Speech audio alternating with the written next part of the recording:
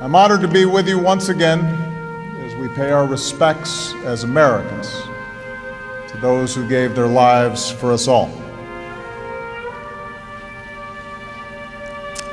Here at Arlington, the deafening sounds of combat have given way to the silence of these sacred hills. The chaos and confusion of battle has yielded to perfect, precise rows of peace. The Americans who rest here and their families, the best of us, those from whom we asked everything, ask of us today only one thing in return. We remember them.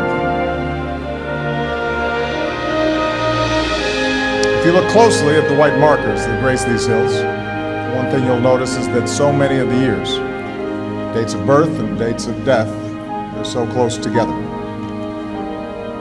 They belong to young Americans, those who never lived to be honored as veterans for their service, men who battled their own brothers in Civil War, those who fought as a band of brothers an ocean away,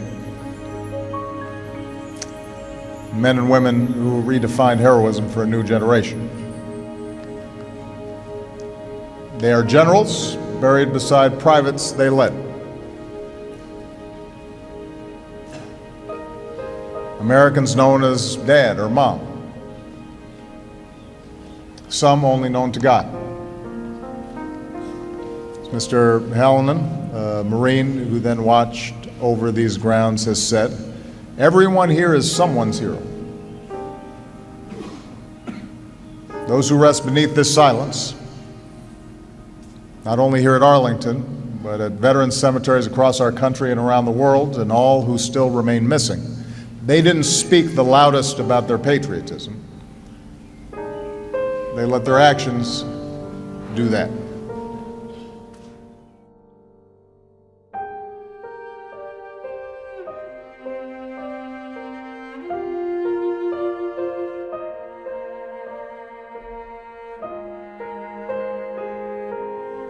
Some time back, I received, in the name of our country, the bodies of 4 Marines who had died while on active duty.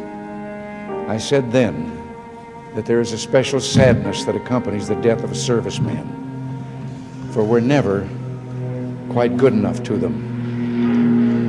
Not really, we can't be, because what they gave us is beyond our powers to repay.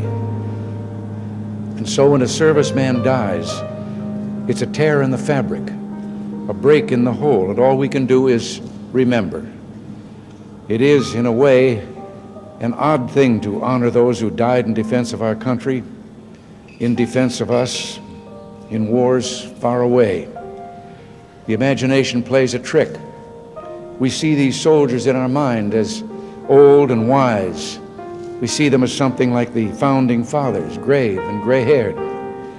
But most of them were boys when they died, and they gave up 2 lives, the one they were living and the one they would have lived.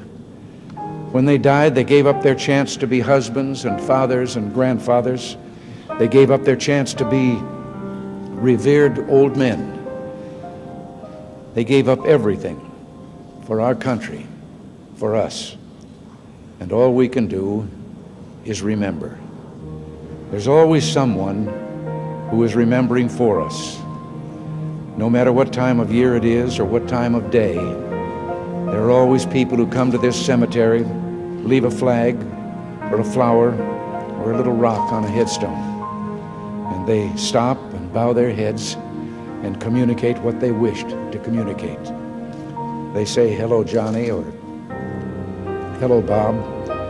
We still think of you. You're still with us. We never got over you. And we pray for you still, and we'll see you again. We'll all meet again."